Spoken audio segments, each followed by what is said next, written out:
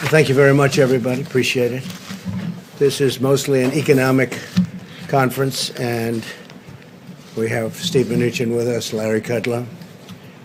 I'd like to just announce the spectacular news for American workers and American families and for our country as a whole. There's not been anything like this, a record-setting. It was just put out that the United States economy added almost 5 million jobs in the month of June, shattering all expectations. I was watching this morning, and the expectations were much lower than that. The stock market is doing extremely well, which means to me jobs. That's what it means, jobs. This is the largest monthly jobs gain in the history of our country. The unemployment rate fell by more than 2 percentage points, down to just about 11%. We're down to the 11% number. We started at a number very much higher than that. As you know, we broke the record last month, and we broke it again this month in an even bigger way. This news comes on top of May's extraordinary jobs report, which was revised upwards, by the way, to 2.7 million jobs. It was 2.5, that was last month, and that was a record setter. But it actually got a little bit better. We revised it. It was revised upward to 2.7 million jobs, for a combined total of 7.5 million jobs created in the last 2 months, and that's a record by many millions of jobs. So it's 7.5 million jobs created in the last 2 months alone. Today's announcement proves that our economy is roaring back. It's coming back extremely strong. We have some areas where we're putting out the flames or the fires, and that's working out well. We're working very closely with governors, and I think it's working out very well. I think you'll see that shortly. In June, we added 2.1 million leisure and hospitality jobs, 740,000 retail jobs, 568,000 education and healthcare jobs, 357,000 service jobs. These are all historic numbers. And 356,000 manufacturing jobs. And manufacturing looks like it's ready to really take off at a level that it's never been before, and a lot of that has to do with our trade policy, because we're bringing manufacturing back to our country, and these take a long time to get going, and they're now going. So these are historic numbers. I'm really happy when I see 356,000 manufacturing jobs, and that's just a small number compared to what it will be soon because of our great trade deals. African American workers, really happily for me, made historic gains, with 404,000 jobs added last month alone, and that's a record. And the second largest jump will be last month, and what we have, if you add the 2 months together, it's 700,000 jobs for African American workers added in the last 2 months, and that's a record by a lot. Likewise, Hispanic employment is up by 1.5 million jobs, a record by a lot. Hispanic employment up 1.5 million jobs. 3 million more women were employed in the month of June, a record. Never had a number like that. Workers with a high school education or less made the biggest strides of all. So people that have just a high school education or have less than a high school education, with unemployment, those without a high school diploma dropped a full 3.3 percentage points. That's the largest drop in recorded history. 80% of small businesses are now open, 80%. And we think we're going to have some very good numbers in the coming months because others are opening. And especially as we put the flame out, getting rid of the flame, it's happening.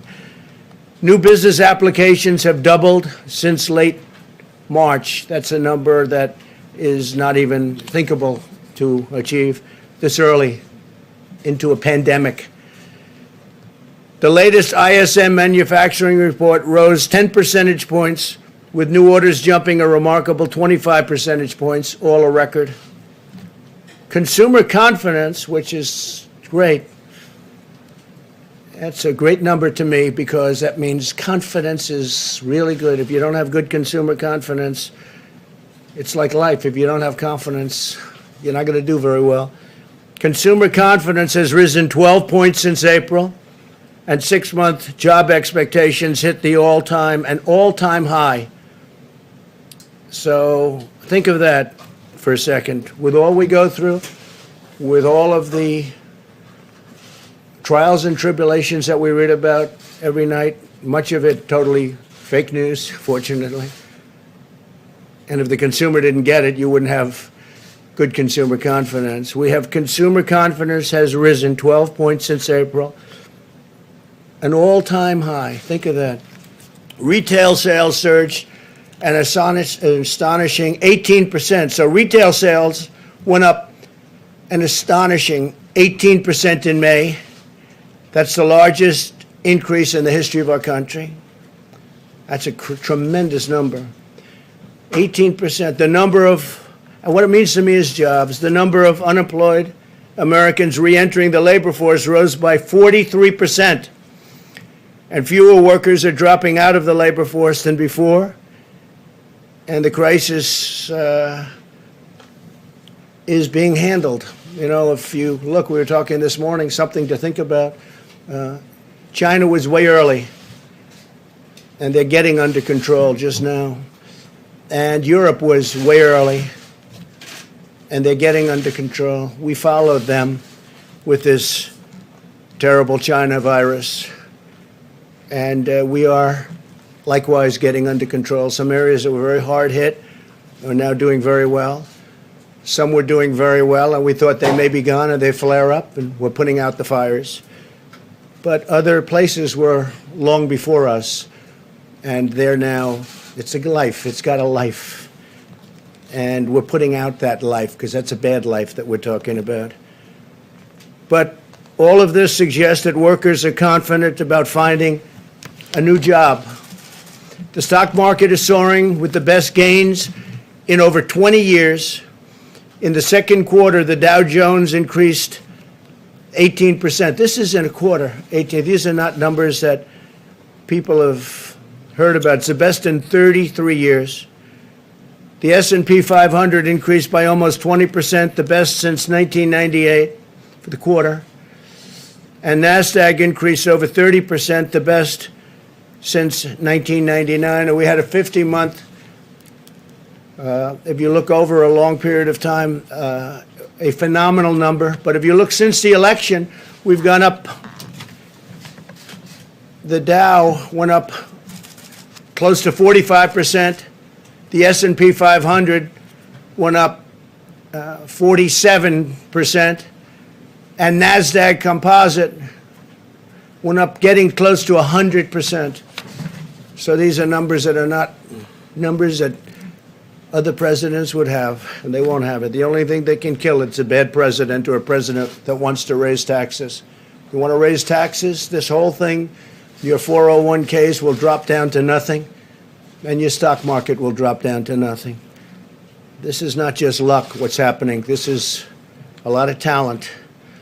All of this incredible news is the result of historic actions my administration has taken working with our partners in Congress to rescue the U.S. economy from a horrible event that was formed, took place in China, and came here, and they could have stopped it. They could have stopped it.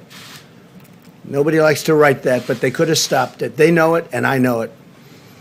Through the Paycheck Protection Program, we've extended over $520 billion in loans to nearly 5 million small businesses, saving and supporting the jobs of tens of millions of American workers. This has been a tremendous success, levels that nobody's ever seen before. But we saved all of those jobs and all of those small businesses, and some will be large businesses soon, perhaps.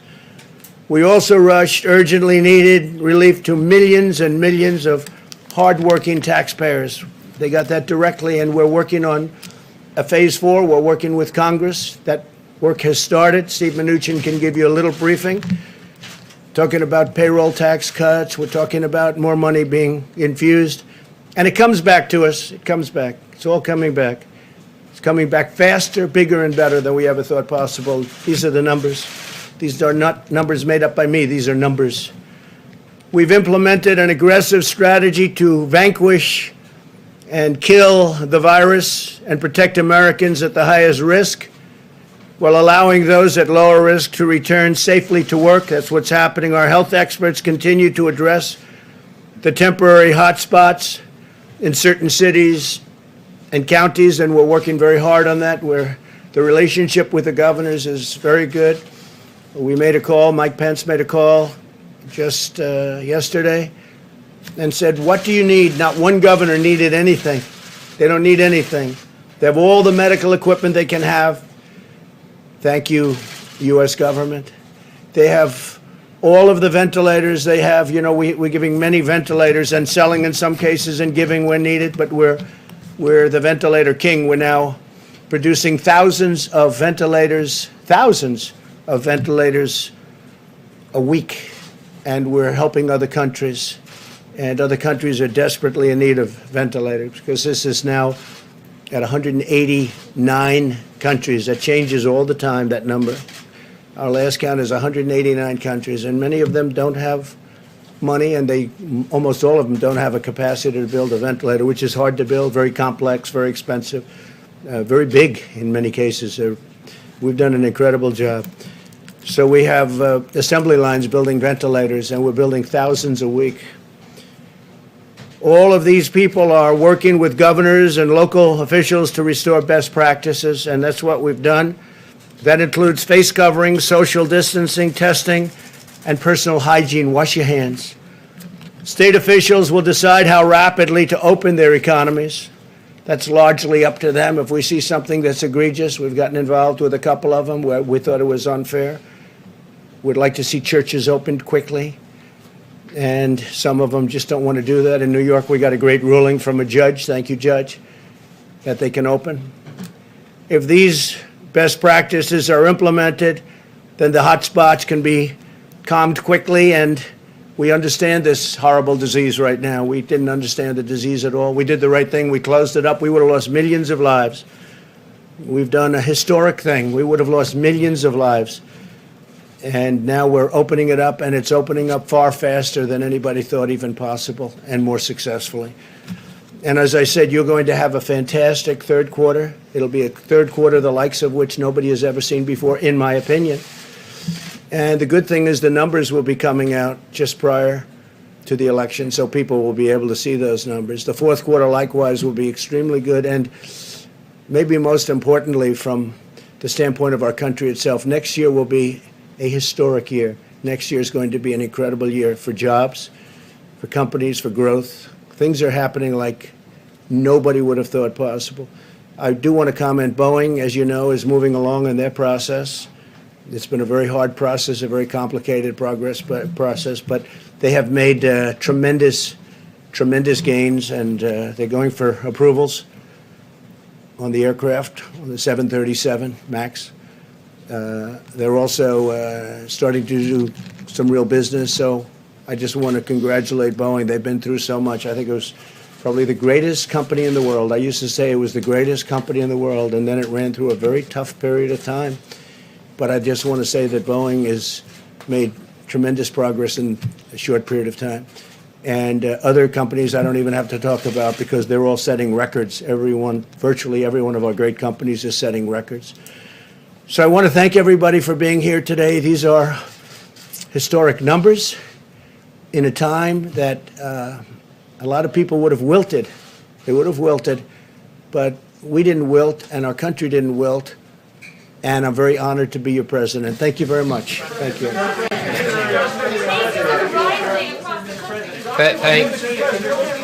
The Russian bounties in your PDB. So let me just make some additional comments. And first of all, we couldn't be more pleased with the results today. Again, between this month and last month, that's about 8 million jobs, 8 million people we put back to work because of the CARES Act and working with Congress. I think, as you know, people thought we would have 30 million people unemployed. Fortunately, we never got to that. So 8 million jobs back, but our work is not done. Our work won't be done until every single American who lost their job because of COVID gets back to work. And there's no question, I want to thank the Senate and the House for working with us. There's no question these programs are working. I also want to thank them for extending the PPP. As I've said, it's our priority when we get to the CARES 4 bill in July. We will look to work with the House and Senate on a bipartisan basis to repurpose that money. We have about $130 billion left. There are going to be a number of businesses that are particularly hard hit, and we'll be looking to give those businesses additional money. So CARES 4 will be much more targeted for the businesses that continue to need work. But there is no question that this is working. And we look forward to continuing this progress. Again, I think 8 million jobs, really extraordinary. Now, let me just make one other comment.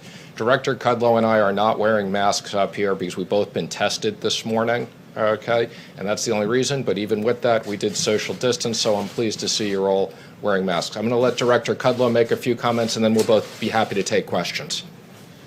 Thanks, Stephen. Just briefly, underscoring these high-frequency indicators. You know, it's a difficult thing to do. We haven't had much experience with these pandemics, but I will say this. The Apple Mobility Index is a very important index. It's literally a real-time daily indicator, and we're not seeing any declines. It's still strengthening, even, I might add, in some of the southwestern states, which have difficult hotspots. Housing demand and housing surveys are just soaring. Automobile demand now expected for the third quarter, about 10 million plus production units. The trucking surveys look very, very strong. And the Dallas Fed survey, I don't recall if it was in the president's notes, because it's obviously in Texas, a bad hotspot. The Dallas Fed survey, which goes to the end of the month, has not yet shown any declines. Now, it may. I'm not going to rule that out. And I would say, as a general matter, these job numbers, as good as they are, erasing a third to a half of those who are unemployed, there's still a lot of hardship and a lot of heartbreak in these numbers. I understand that.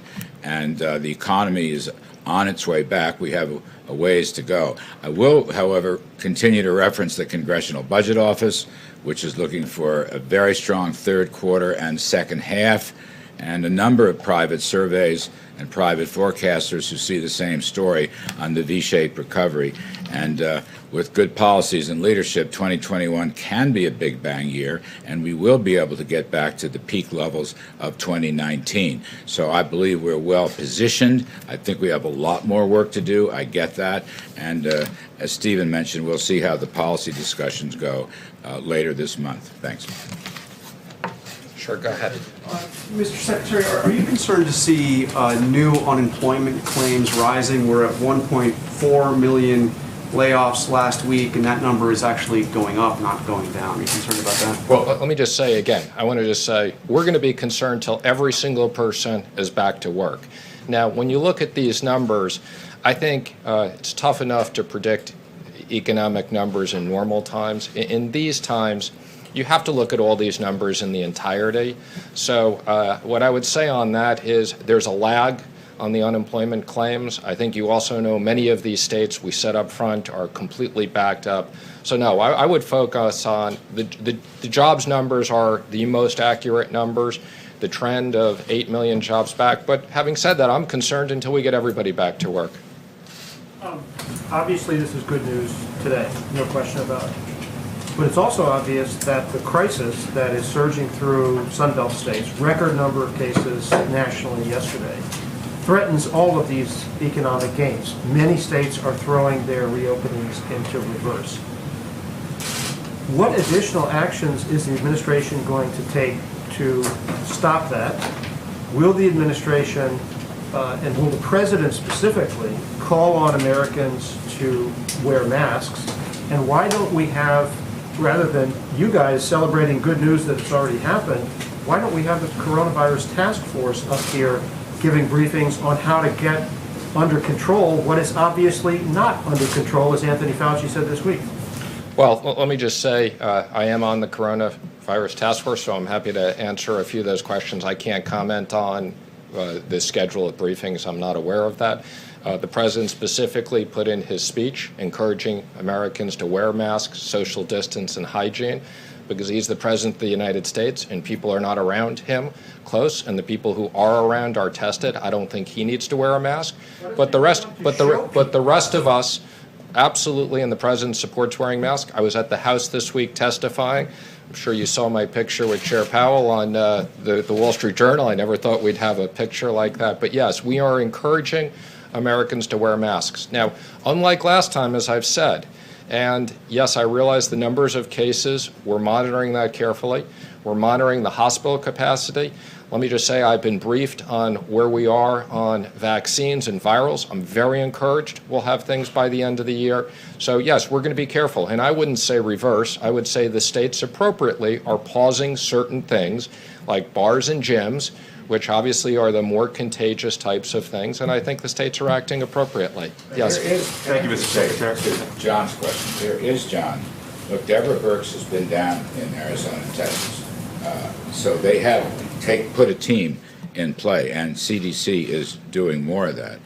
And what they're doing is working with local officials, government officials, but health officials, to really re-emphasize what I call the list of best practices. And I think that will do the trick. And if you have to phase out, as Stephen said, if you phase out bars, so be it for a few weeks. I think some places might have been over-exuberant and now have to come back and get back to these best practices of distancing and masks and testing and personal hygiene. But Larry, the President just said a few minutes ago that we're getting this under control. It is obvious to anyone watching that it is not under control, and Anthony Fauci said so out loud this week. I think what Dr. Fauci said is that if people don't take these things seriously, okay, that the numbers could continue to spike. So, They're spiking right now. again, what I'd say is the numbers are up. We're obviously watching this very carefully. We think that there is the right balance, and we're working with the states on the health issues and the economic issues. We'll go to the next question. Yes. Mr. Secretary, there is a record number of new infections every day. Does the White House regret encouraging states to open as quickly as it did? And do you think some of that is backfiring? No, absolutely not. I think we've had a very careful plan, again, working with the states. This is primarily the states' responsibility, but working with the states. And again, I think there's plenty of places we can get people back to work safely. I can tell you in the Treasury, we're going to take more people back. We are social distancing. We're checking people's temperature at times. There is a safe way to reopen the economy, and we're going to do that carefully. Yes. Secretary, a lot of Americans are worried about what's going to happen with schools in the fall for kids, and there's a real economic argument that without schools, a lot of the workforce can't actually truly return to work. What is the administration doing about this? How are you working on it? Are there strategies that you're trying to employ? We're working with schools and universities. Again, I think in most cases, schools will be able to open safely. Some schools will need to spend money. One of the things we'll look at in CARES 4 is if we need to give money to schools to properly equip their areas. I think that's something that will be high. Absolutely. We want to make sure that kids are safe, and that if there is money that schools need to spend to safely have people in classrooms, social distance, spread things out, change hours, these are all the things we're looking at. Mr. Secretary, can you assess the current need for American families in a Phase 4 bill? I mean, in the spring you said that a very big number was needed. What's the current need? I think it's too early to tell, and that's the reason why we're waiting. We spent an unprecedented amount of money. We have authorization of $3 trillion. That's an extraordinary amount of money. A lot of that money is not in the economy yet. We're continuing. That's why we're extending things like the PPP. And before we go back to Congress, and I'm already having conversations with certain members of Democrats and Republicans to get ideas, but we want to see the economic numbers. As I said earlier, people thought we were going to have 30 million people unemployed right now. Fortunately, we're about 15 million unemployed. We had 5 million people unemployed before this, so we got 10 million people to put back to work. The President's committed to do what we need to do in the next bill to protect kids, protect jobs, protect liability. Yes, in the back. Mr. Secretary, if you take a look at the President's Twitter feed over the past few days, he tweeted a video of a supporter yelling "White Power." He's been tweeting a veto threat if if military bases are named away from Confederate generals. He's been tweeting a lot about Confederate statues and not wanting them to come down. We're in the middle of a pandemic. Is the president more focused on preserving or celebrating the Confederacy than getting this pandemic under control? Let me just say, I think the president's focused on everything. I think this issue of statues and everything else is a complicated issue. There was an op-ed in the Wall Street Journal from the cardinal in New York about the Bible and everybody other than Mary and Jesus Christ. I think it's a very complicated issue. We need to have a balanced view of history.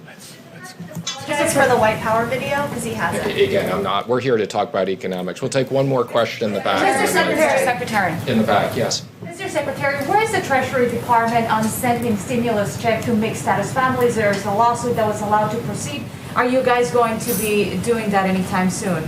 Or you're going to leave it to the courts to decide whether the Treasury Department has to do it? I'm sorry, I didn't understand the question. What's the question on stimulus checks? Mixed-status families, so parents of American citizen children, people who are married to undocumented. Our position is that legal Americans, American citizens, should get the payments. That's our focus. If people are here illegally, they're not going to get economic payments. So, but let me just say, we're very focused on, as part of the next CARES Act, we're going to seriously consider whether we need to put more payments and direct payments over. Worked very well. Thank you, everybody. How much state and local aid? How much aid for state and local governments? We'll consider that. We'll have discussions.